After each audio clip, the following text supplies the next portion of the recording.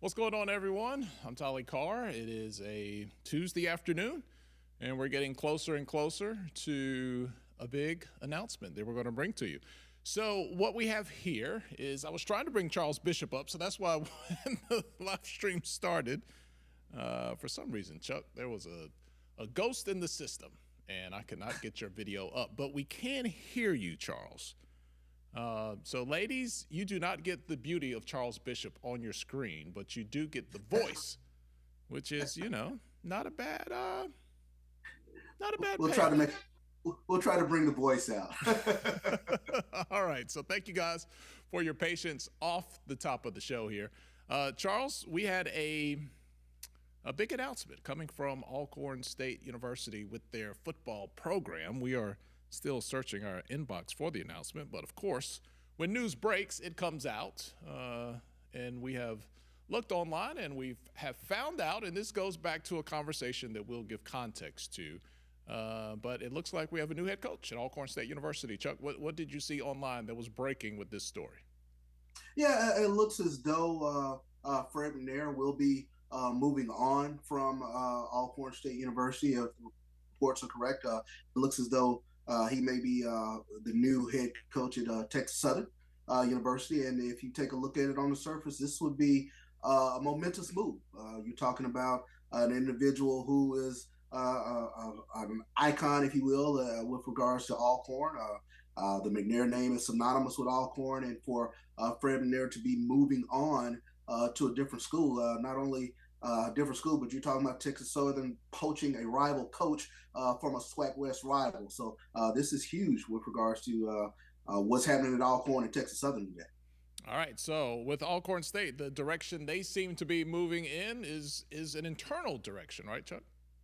Yeah, it looks as though from reading some reports that Cedric Thomas, who is no stranger to the conference, could be becoming the next head coach there at Alcorn.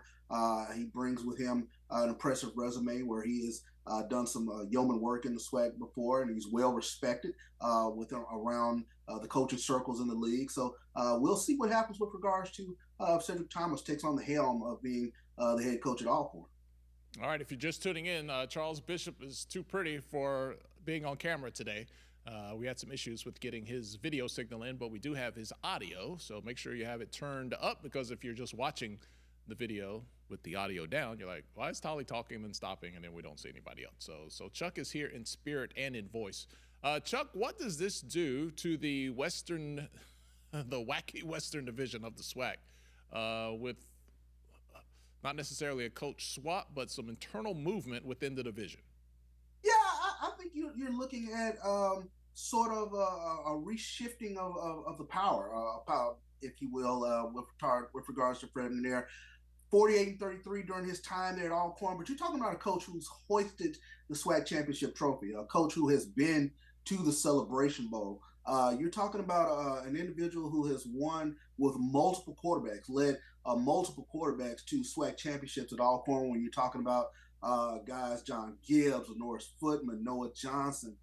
So he is an individual who has developed quarterbacks and has just kept that Alcorn program right in the thick of things throughout his tenure at Alcorn. So this is, like I said, a momentous shift in terms of power dynamic in the SWAC West. If you're talking about moving Fred McNair from Alcorn to Texas Southern. All right, it's hard to say who is a winner here, because Alcorn is obviously losing Fred McNair. How big of a win, and this hasn't been solidified, but obviously Fred McNair did not retire. They still have some T's to cross and some I's to dot, if you will, at Texas Southern University. That news should be coming out very soon, I would imagine. But let's just kind of fast forward for conversation's sake here, Chuck. How big of a win is this for Texas Southern to secure Fred McNair from a division foe? To me, it signifies Texas Southern is in the football business.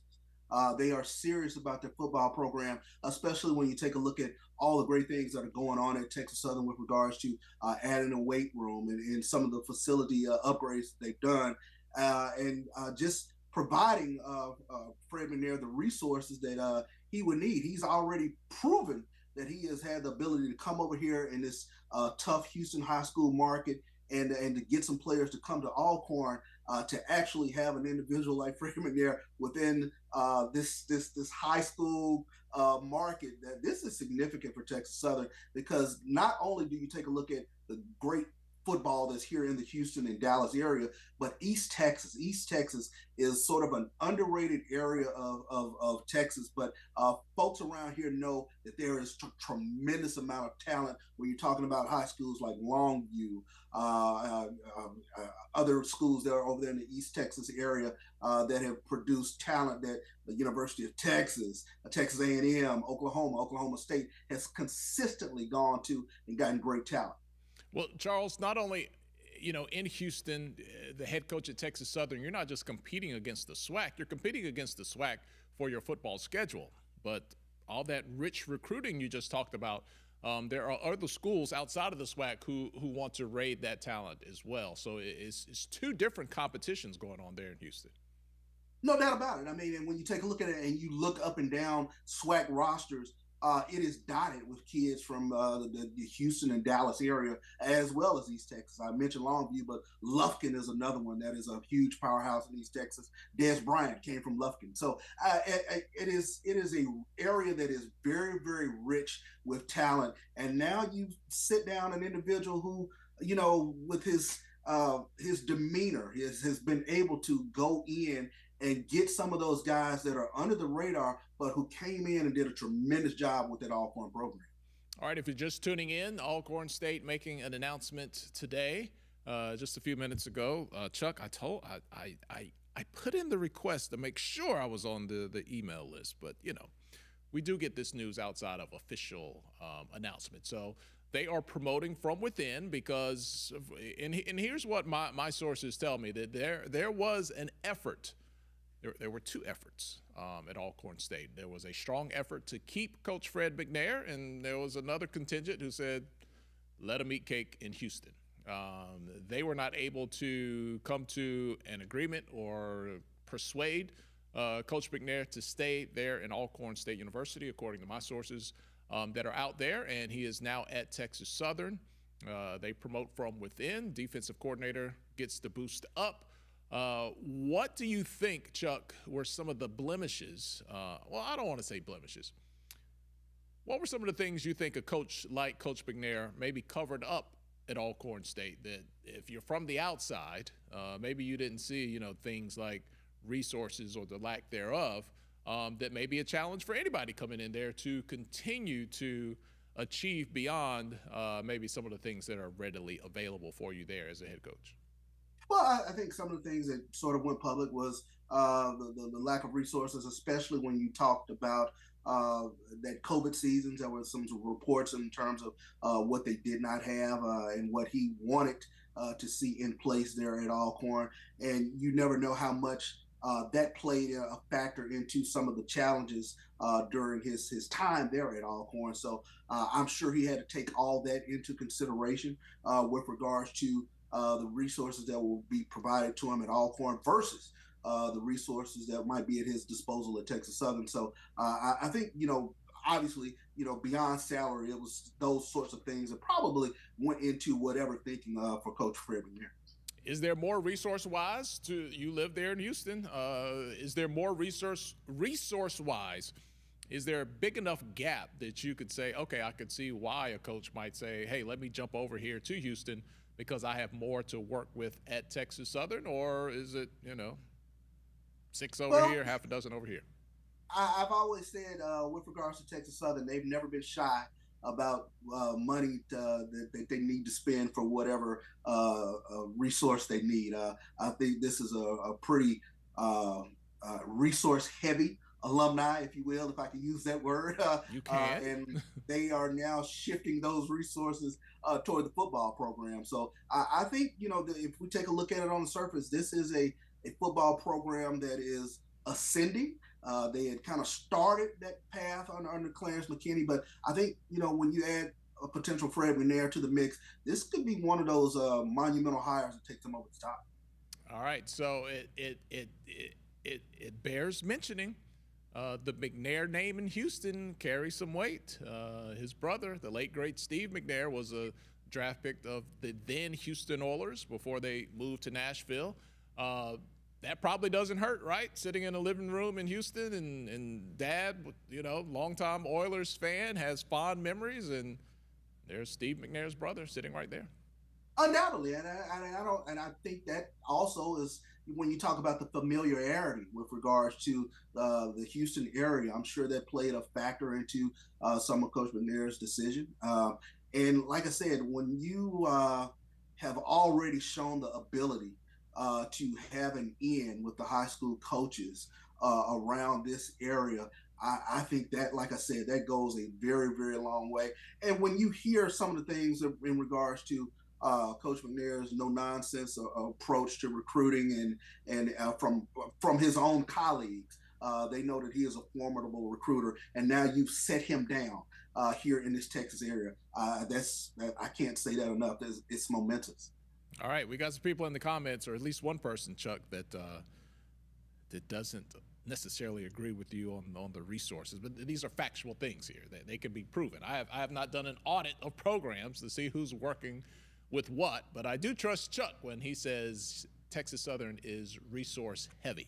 The football situation, the stadium, is that a win? You know, you've played off campus for all these years. Very nice stadium. Is that something that you can leverage? I know there was talk about coming back on campus. Chuck, I can't keep up with everybody. I forget things, but where you play, like where does that fit into the list of things that you weigh and balance of what makes this a good move and something you want to jump into? Yeah, 6 in one hand, half a dozen in the other. When you take a look at it, you stole my cliche, Chuck. Stop it.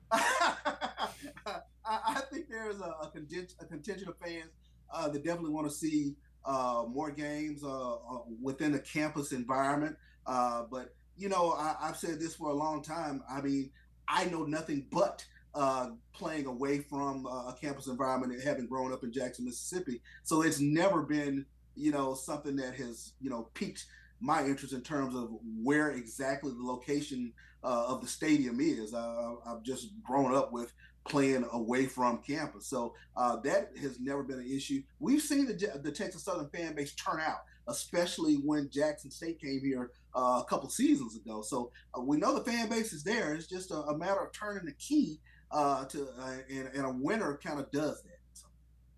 All right, I know we got people tuning in. Our viewership continues to grow here on the live stream. Thank you so much for hanging out with us. Chuck, I pretty much built this studio from terms of wiring everything, connecting everything, but today I cannot get you connected into the broadcast. So, some days you're a genius, some days you're just a putz. It is a putz day for me. We do have the voice of Charles Bishop, not able to see him, but you guys know it, Chuck. Imagine me if you take off all my hair, maybe got a little, I don't know, a little shorter. That's what Chuck looks like. I say the Denzel form of Tolly. There it is. There you go. But all your knowledge on full display here. I like to continue to reset the information as people join us. So Alcorn State was trying to keep Fred McNair, is what I understand. There was a lot of back and forth over the weekend because this news actually came out last week that he was intending to go to Texas Southern. The Board of Regents there had to approve that before you can say, hey, Fred McNair is our new coach. But it went in the way of Fred McNair saying, I'm good. And he's going to make the move. And again, Chuck, remind the people, Alcorn State, from the news that we've seen breaking online, looking to promote from within. Let's restart there and bring the conversation back full circle. Sure. From some of the reports I've seen online, it looks as though they're going to bring Cedric Thomas. They're going to promote from within to become the new head coach. We're waiting to confirm that. But like I said, Cedric Thomas, no stranger to the SWAC, very well respected coach within the SWAC. So we'll see if that is something that does actually come to fruition as we wait on word from Alcorn. But I think there'll be a contingent of Alcorn fans that will be okay with the hire of Cedric Thomas. Okay, I'm just scrolling through here, Chuck. Seeing some communication from my teammates. It looks like today at someone sourcing this, and I'm not sourcing who sourced it, but looks like a Board of Regents special meeting this afternoon to discuss the contract of Fred McNair, 12:30. I'm assuming that will be Central Time. So that meeting might be getting underway if this news is indeed valid in the next 5 minutes there. Wow, and really, Chuck, you know, the stakeholders and decision makers at Alcorn State right now, a lot of interim, a lot of interim titles over there. You got an interim president, you know, you got, the AD is like, you got interim there. I think they just had to do something quick as a stopgap, if you will, because, you know, a big position, you know, the head coach at Alcorn State University is the most popular faculty member on campus, or staff member, or whatever the appropriate definition or term is there. So look, I don't think you're in a position with all those interim positions in leadership to go out and, you know, make some big splash hire, and then a new president comes in and is like, no, I don't like that, or a new AD comes in and says no. So I think promoting from within, if that is indeed the news here for this afternoon, get you something that, hey, if somebody else wants to make a change, you didn't really go out and spend a lot and you know, put your name out there and then promise something that you couldn't keep up. Yeah, and no disrespect to the internal promotion, it could turn out to be the greatest thing. Right. Well, exactly. And you know, just from a rationale standpoint, it's logical. You keep the continuity of the program in terms of what they're doing there at Alcorn, and like I said, we'll see how that plays out with regards to promoting from within. We've seen it happen before, and like I said, it's a logical move, if you will. Chuck, I haven't had you on, so we got the news. We'll have something official with Texas Southern getting Fred McNair. Alcorn State promoting from within. Yesterday, Mickey Joseph lands at Grambling as their new head coach. What'd you think about that one, Chuck?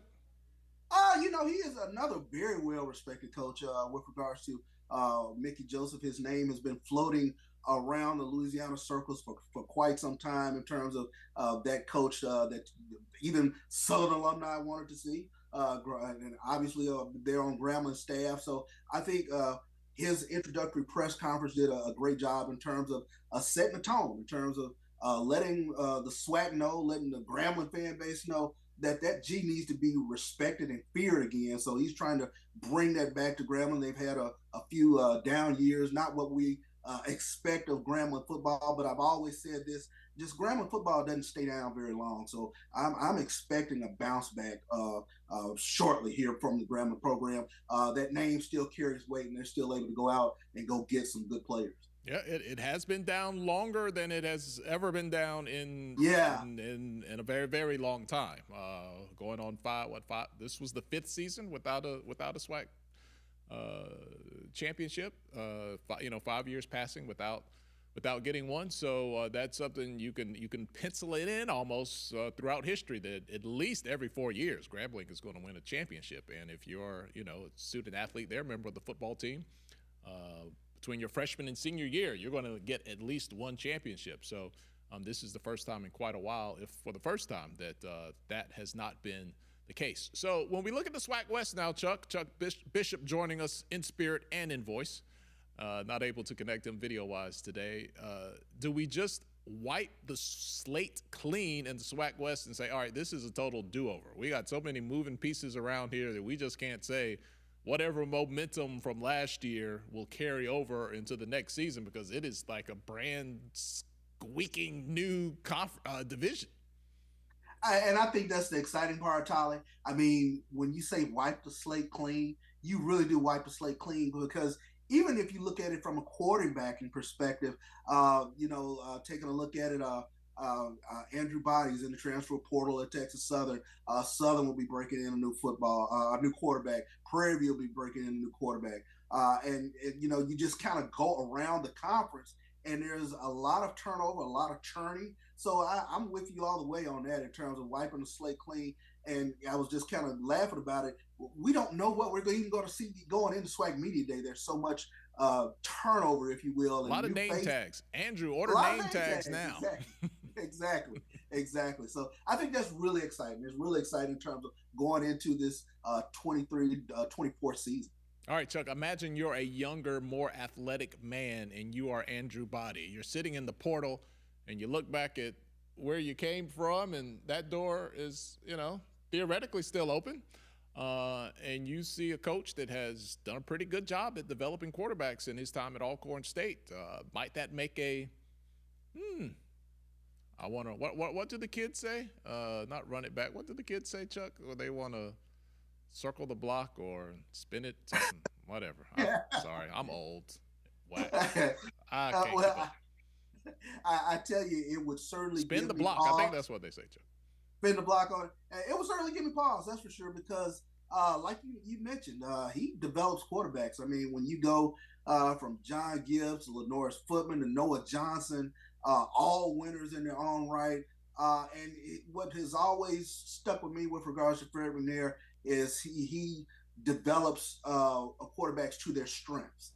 So if it is running the football or giving you that hard read option look, which I think is something that plays into what Andrew Body has been doing at Texas Southern, it's something that I'm sure he has to at least give pause to those that are around him. Probably would just have to at least pause for a second and sort of imagine what it would look like with Fred McNair possibly coming into the fold there at Texas Southern. To win at Texas Southern, which I haven't seen a lot of winning at Texas Southern with SWAC football, Chuck. I have not been following the SWAC as long as you.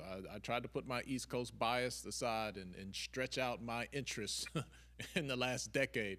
What kind of, man, that'll be a nice little bullet point on your LinkedIn. I turned Texas Southern around. Yeah, it's a real dissertation piece because I've tried to figure out for quite some time what it takes to win at Texas Southern.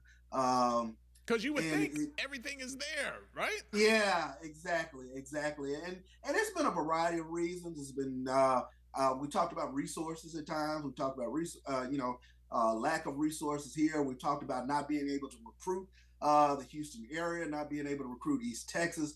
It's been a myriad of reasons as to why it hasn't happened. But I've just being over here, it's sort of a diamond in the rough if you can move the rough out the way. There are in developing that fan base to have that same love for Texas Southern football as they do for Texas Southern basketball, and that's why a lot of people around the SWAC can sort of joke with regards to Texas Southern being kind of the Duke of the SWAC in terms of they're basketball rich.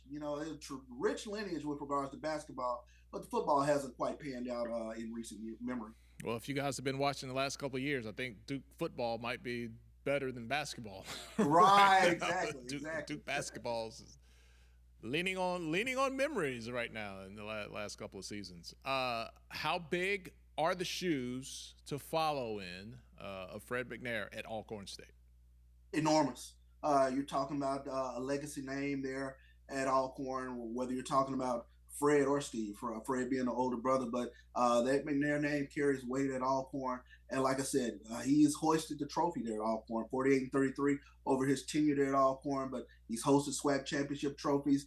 He led this team to some of those early celebration bowls that, sort of got, whet the SWAC appetite, if you will, for understanding the importance of the celebration bowl. So, like I said, he has done yeoman work there, and it is huge shoes to fill there at Alcorn. All right, it's going to be interesting to see. Chuck, before we let you go, God, I cannot see your face because we could not get your video connected today, but let me just hear it, Chuck. Who won the Celebration Bowl, Chuck? Yeah, the FAMU Rattlers, they are the Celebration Bowl champions. Strike again. Oh, boy. That fan base will not let me live it down. Oh, boy. Yesterday, we went live yesterday, and we talked about those Jackson State and FAMU people. Chuck, I mean, why is it so personal, Chuck? I have they are really, those competitive first cousins. That is who Jackson State and FAMU is. I mean, I thought Jackson State and Southern was enough of a rival, but FAMU has done a good job coming into the SWAC and becoming another mouthpiece that this aggressive Jackson State fan base has to deal with. Aggression meets aggression. There you go. Mississippi versus Florida. I'm here for it. I have no dog in the fight. I just sit back and watch you two go at it. All right, Chuck, let's, before we get out of here, bring people up to speed. Alcorn State reportedly making internal promotion. Give us the deets one more time. It looks as though from reports that I've read, they will promote within. Defense coordinator Cedric Thomas is going to be elevated to head coach over there at Alcorn, with the potential of Fred McNair taking the Texas Southern job. So, monumental move with regards to two SWAC West rivals. And if the internet is to be trusted, the Board of Regents at Texas Southern University meeting right now, like literally right now, to approve the offer and the contract of Fred McNair landing there at Texas Southern University. Chuck, I just can't wait to see your pick. You try to hedge your bets, and you're like, I like this team, but keep an eye on this team.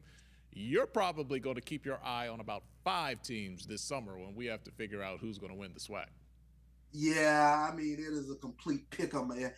As of, December 19th? I mean, my goodness, I can't even project out what's going to happen. But that's the exciting part of it. I can't wait till we get, these recruiting cycles behind us. We see where guys end up going, especially out of the transfer portal. And then we get an opportunity to kind of forecast out what might happen in this 24 season. All right, Chuck. I gotta shout out your JSU people in the comments. Thank you guys for hanging out with us. Good Lord, my eyes going bad. I hate looking down, Chuck, to read the comments, because then you can start to see my thinning hair. Let me cover that up while I look down. We got Chief. I'm just gonna say Chief there. This font gets smaller and smaller. AD Ashley Robinson is the only SWAC AD with some guts. You have at least 4 coaches available who would accept the pay and bring their own resources, and no one will hire them. Coach Sanders was right. So you JSU people bring it, man. They do. They keep that smoke, if you will. You ain't lying about that. Peanut Butter Hero, love the name. Big fan of peanut butter. In the comments hard, so we appreciate you hanging out there as well. Roderick Marshall, we see you. Thanks a lot for hanging out with us. Again, Alcorn State promoting from within. Looks like Texas Southern is maybe before the end of the day going to have an official announcement that Fred McNair will be their new head coach at Texas Southern University. Chuck, the football season was supposed to end on Saturday, right? Why do I feel like it's just now getting started? I was about to say, I think now it's starting to get really fun over the Christmas break. Normally we'd have a little lull as we went into basketball, but not going to happen this year. Not at all. Not at all. We need the SWAC East to step your game up. You just been all calm. Like, FAMU secured the division, and everybody just kind of, no movement, nothing crazy going on. You just guys are just like the rest of us looking over at the SWAC West. Like, look at that over there.